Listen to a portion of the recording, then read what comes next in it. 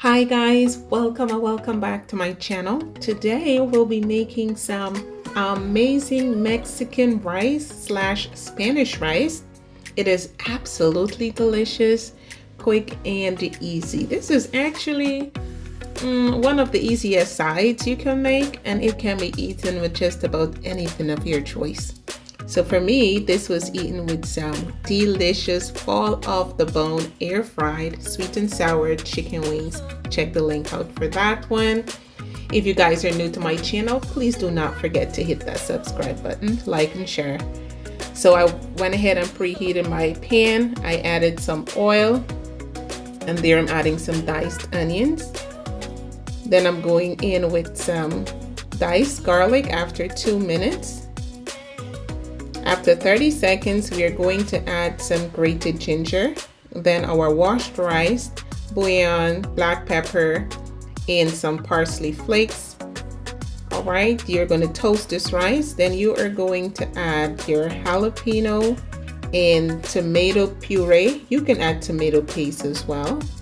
Then you're going to add your water or stock, taste and adjust, and steam.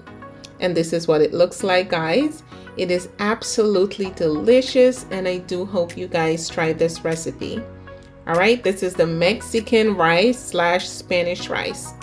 Beautiful and delicious.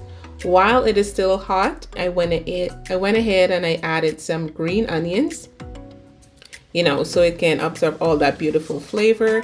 Use a fork and fluff the rice out.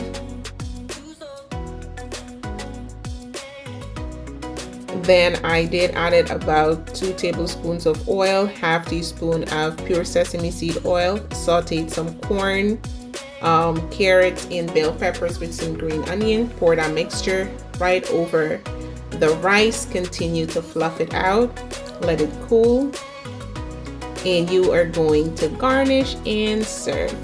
I do hope you guys find this video helpful.